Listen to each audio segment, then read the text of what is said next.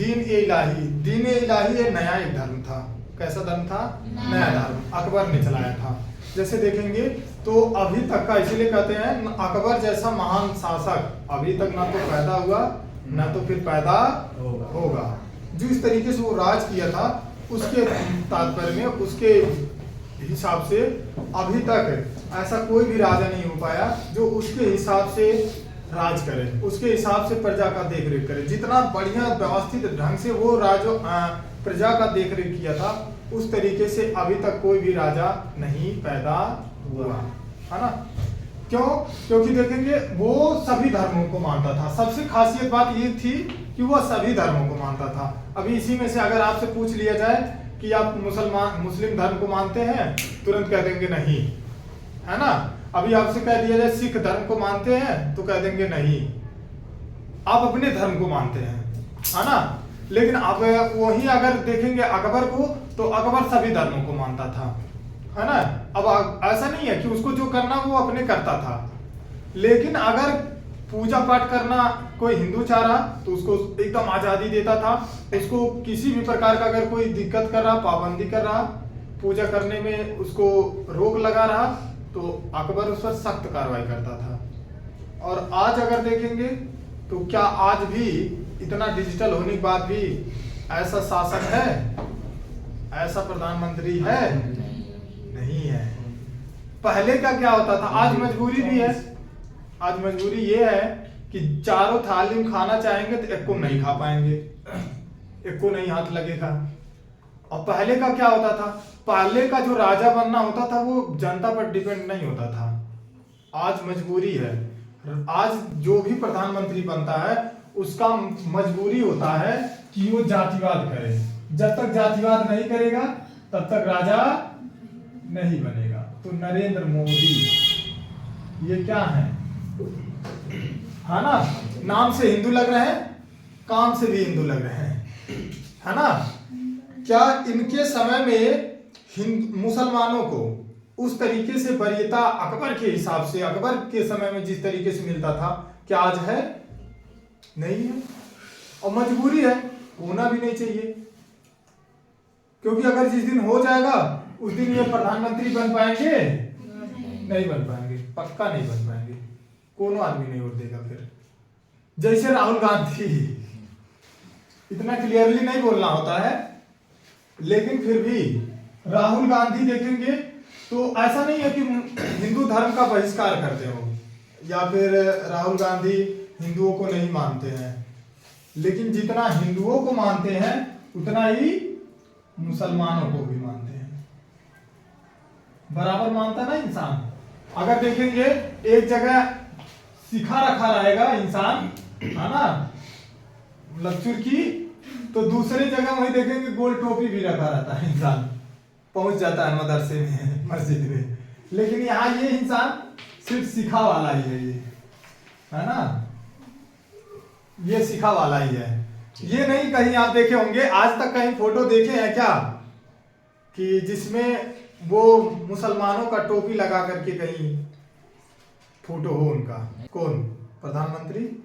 उनको भी एक मुसलमान कुछ गिफ्ट किया, उसके बाद से टोपी जाके पहनाना चाह रहा था, उठा के ले गया सर पे, प्रधानमंत्री हाथ पकड़ लिए, गधे कहीं का, हमको टोपी पहनाएगा, हम दुनिया टोपी पहनाए नहीं पहनने दिए, है ना, पहनाने नहीं दिए। तो इसका मतलब हो गया कि प्रधानमंत्री किस धर्म को पक्का एकदम दिलो दिमाग से मानता है? हिंदू धर्म को मानता है, टोपी धर्म को नहीं। और वही देखेंगे अकबर था, अकबर हिंदू को भी मानता था, मुसलमान धर्म को भी मानता था, है ना, सिख को भी, जैन को भी, बौद्ध को भी, पारसियों को भी, सभी धर्मों का सम्मान करता था। उसके दरबार में सभी धर्म के लोग रहते थे, एकदम बिल्कुल मिलजुल करके बढ़िया मस्त व्यवस्था करता था।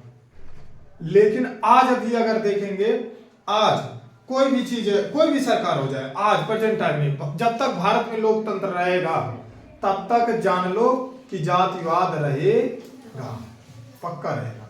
क्योंकि पूरा जो वोटिंग सिस्टम है ना वो किस पर है? जातिवाद पर है। जब ये कब खत्म होगा?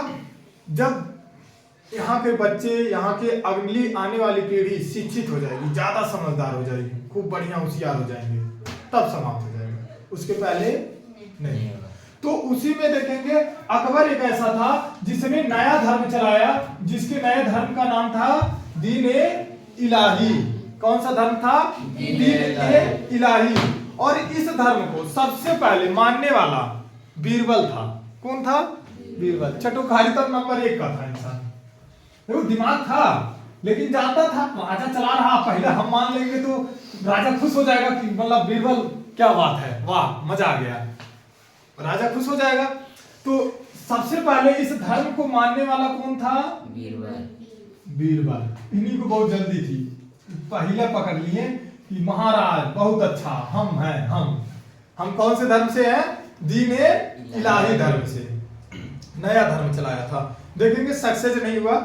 आज कहीं इस धर्म का नाम सुनते हैं? जैन का सुनेंगे, बौद्ध सुनेंगे, पारसी सुनेंगे, क्रिश्चियन सुनेंगे, कहीं हिंदू सुनेंगे। हिंदू बाद में हम नाम ले रहे हैं, जबकि पहले लेना चाहिए, है ना। और वही देखेंगे आप दीन-ए-इलाही धर्म सुनते हैं, विकास नहीं हो पाया इसका, फिर ये टूट गया, कुछ समय तक चला, उसके बाद से समाप्त हो गया, है ना। तो नया धर्म कौन सा चलाया था? क्वेश्चन पूछता है, दीन-ए-इलाही धर्म। कौन सा धर्म? दीन-ए-इलाही। उसके बाद से इसका देखेंगे राज करने में, देखेंगे तो प्रजा खेती करती है, क्या करती है? खेती। तो खेती को ये कितने पार्ट में डिवाइड कर दिया? 4 पार्ट में। कितने पार्ट में? 4 पार्ट में,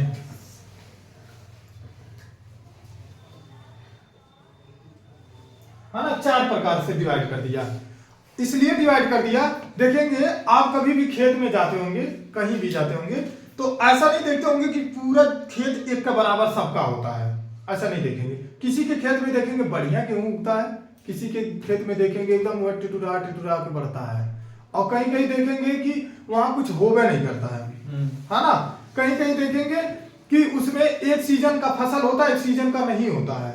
जैसे देखेंगे गेहूं हो जाता है, धान नहीं हो पाता, धान में ज्यादा पानी लग जाता है, ऐसे हो जाता है। तो इसी तरीके से वो इस परिस्थिति को समझता था। कौन? अकबर। तो इसके वजह से उसको 4 पार्ट में डिवाइड किया। कितने पार्ट में? 4 पार्ट में। तो जब 4 पार्ट में डिवाइड किया तो उसमें पहले देखा कि किसमें दोनों फसल होता है, और साथ में वो कौन सी जमीन है जो उपजाऊ है, उसको पहले पार्ट में रखा, है ना। उसको कौन से पार्ट में रखा? पहले पार्ट में रखा, है ना, भाग 1 में रखा। और उसके बाद से जो देखा कि दूसरा जो जमीन है हल्का उससे कम उपजाऊ है, जो 1 साल होता है 1 साल नहीं होता है, उसको किस में रख दिया? दूसरे में रख दिया। और वही तीसरा देखा कि कौन सी ऐसी भूमि है जो 4 वर्ष में 1 बार होता है, बहुत मेहनत करने के बाद से 4 वर्ष में 1 बार, उसको तीसरे में रख दिया। किसमें? तीसरे में। और उसी में कौन सी ऐसी भूमि है जिसमें पैदावार नहीं होता है, उसको किस पार्ट में रख दिया? चौथे में रख दिया। अब इस तरीके से जब कर दिया तो अब देखेंगे खेतों का डिवाइडेशन हो गया मस्त तरीके से। अब जो खेती कर रहा है, अब इसके हिसाब से अगर टैक्स देगा तो खुश रहेगा ना। लेकिन अगर यही देख लो जिसमें प्रत्येक वर्ष हो रहा वो, और जिसमें एको वर्ष नहीं हो रहा, बस उसके नाम से है कि हाँ इसके नाम से खेतवा है। अब पता चले जितना इसको 10 दाम टैक्स देना है तो 10 दाम पता चला इसको भी देना है, इसको भी देना है, इसको भी देना है, इसको भी, सबको देना है। और पता चले ये नीचे वाले सब घाटे में रह जाएंगे ना, अब पैदा होना नहीं है, बस जमीन उसके नाम से है। इसमें तो एकदम नहीं होना, इसमें 4 साल में होना, इसमें 1 साल बाद अंतराल में होना, फिर कैसे देगा वो तो कर्ज में हो जाएगा। तो जब ये सिस्टम लाया कौन? अकबर। जब ऐसा सिस्टम लगाया तो वहां की जनता खेती के मामले में क्या हो गई? खुश हो गई कि मतलब बहुत अच्छा नियम आया।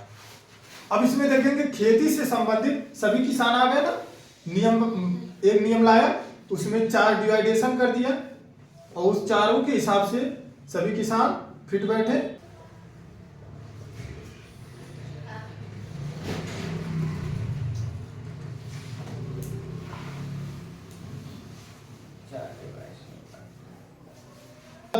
पोजल जो प्रत्येक वर्ष खेती हो, इसमें कौन से वर्ष?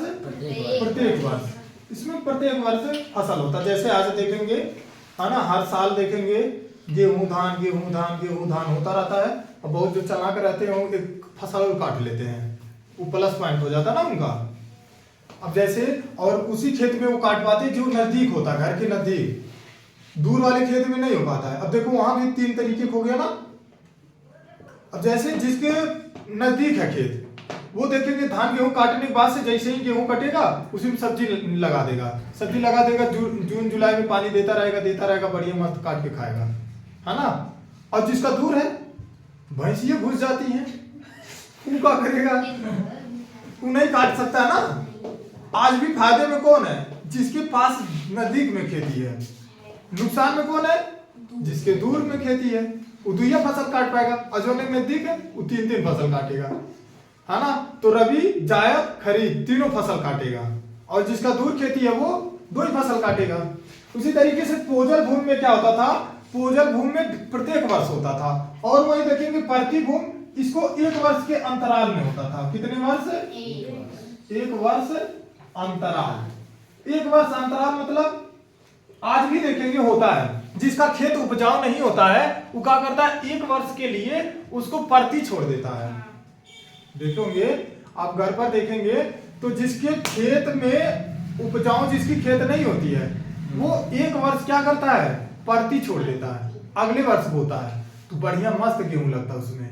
और दूसरा आजकल के भी चालाक होते हैं, दूसरे में देखेंगे तो वो लोग जैसे देखेंगे साल में 2 फसल काटना है तो धान का फसल नहीं काटते हैं।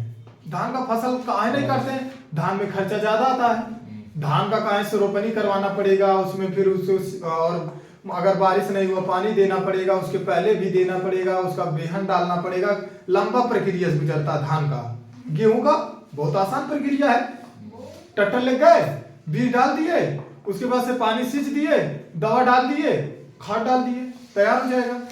आदमी भी उतना कर सकता है और करेगा तो भी बचत होगा, लेकिन धान की खेती में बचत ज्यादा नहीं होता। इसके वजह जो होशियार होते हैं वो क्या करते हैं, 1 साल उसको, 1 सीजन उसको गैप कर देते हैं, साल नहीं 1 सीजन मतलब 6 महीने। अब 6 महीना में देखेंगे उसमें पानी वगैरह खा करके खूब बढ़िया, वो बढ़िया मस्त उपजाऊ हो जाता है जमीन। और जैसे ही सबका धान कट जाता है और उसका खाली रहता ही है, बहुत समय से बो देता है और बढ़िया उसका गेहूं उग जाता है, बढ़िया मस्त लगता है, बढ़िया पैदावार देता है। तो वो लोग देखेंगे तो वो परती भूमि हो गया। कौन सी भूमि, परती। 1 सीजन परती रख के अगले सीजन बो दिया, है ना। तो यहाँ पहले क्या होता था, 1 वर्ष अंतराल में परती रख के 1 वर्ष अंतराल में उसके बाद से बो देते थे, हो गया। और दूसरा देखेंगे चाचर भूमि, यहाँ 4 वर्ष रोकते थे, 4 वर्ष के बाद एक बार बोते थे। आजकल देखेंगे 4 वर्ष अंतराल में, है ना। पहला चीज यहां समझो, पहले का क्या होता था, पहले इतना डाई डीएपी यूरिया पोटास और सल्फर, है ना, ये सब नहीं था। आज के समय में देखो, आज तो यूरिया ले जाओ, आज डाल दो, 15 दिन बाद इतना आ जाता है, बरसात में तो इतना आ जाता है 15 दिन बाद, जैसे उग के इतना हुआ है और ले जाकर खाद डाल दिया, इतना हो जाता है, पता चला लाख काट के खिला दिया। और पहले ऐसे नहीं होता था, पहले खाद नहीं होता था ना, पहले वही गोबर गाय का खाद, भैंस का खाद, यही सब होता था। उन्हीं का सब मल मूत्र इकट्ठा करके सब सड़ाते थे, बढ़िया मस्त बनाते थे, ले जा करके खेत में छींटते थे, उसी से पैदावार जो काट पाते थे काटते थे। आजकल क्या है, आजकल उपजाऊ तो 1 महीना के अंदर अंदर बना देगा आदमी। और ये जो बंजर देखेंगे, बंजर भूमि, बंजर ऊसर, जिसमें पैदावार एकदम में नहीं होता है, कभी होता ही नहीं है, उसको कब तभी होता है जब ऊपर का उसका मिट्टी खुदवा निकाल दो बहुत नीचे तक, तो भी उसमें गेहूं बस हो सकता है, क्योंकि मिट्टी जब खुदा देंगे तो वैसे तालाब हो जाएगा, बरसात में तो पानी भर जाएगा, तो उसमें एक ही फसल हो सकता है। तो हाँ, ये फायदा होता है कि जब पानी उसमें ज्यादा भरेगा, उसी में सड़ेगा, जब मिट्टी धर के दबा के उसी में मरेगा तो धीरे धीरे उपजाऊ हो जाता है। क्योंकि जब पानी उसको जो उसमें उसकी मात्रा ज्यादा रहती बालू वगैरह की, वो सब धीरे धीरे प्रक्रियात्मक गुजरते गुजरते वो ऊसर से उपजाऊ हो जाता, तब जाकर के वो बढ़िया खेती लायक बन पाता है ना। तो ऊसर बंजर जमीन का एक ही इलाज होता है कि उसको खुदवा दो, खुदवाने के बाद से फिर सही हो जाता है। तो वो भी अब कितना खुदवाने सही होगा, पूरा पता चले खुदवाने सही होगा कि थोड़ा है कुछ, उस पर वो भी डिपेंड करता है ना।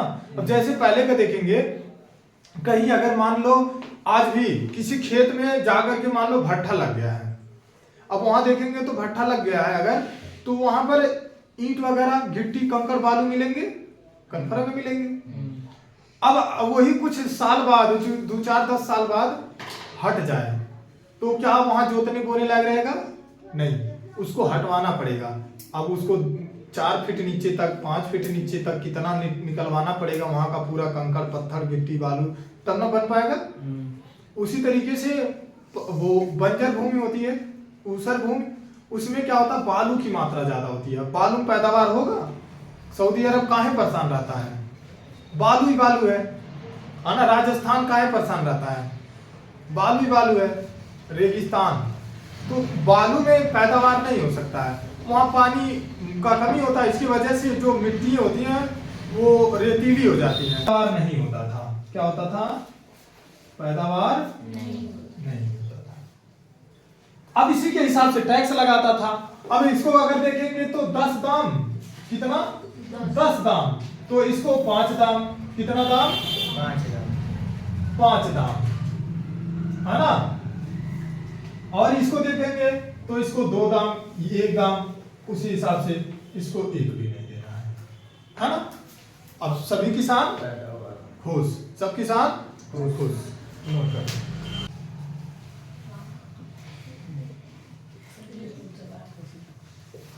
है ना। अब देखो होशियारी, आज तक कोई शासक, अभी तक का कोई प्रधानमंत्री है इतना धर्म को मानने के बावजूद राम और सीता का किसी सिक्के पर, किसी नोट पर तस्वीर है? नहीं। लेकिन ये एक ऐसा सातिर दिमाग जो आज तक नहीं लोग कर पाए, वो पहले करके बैठ गया।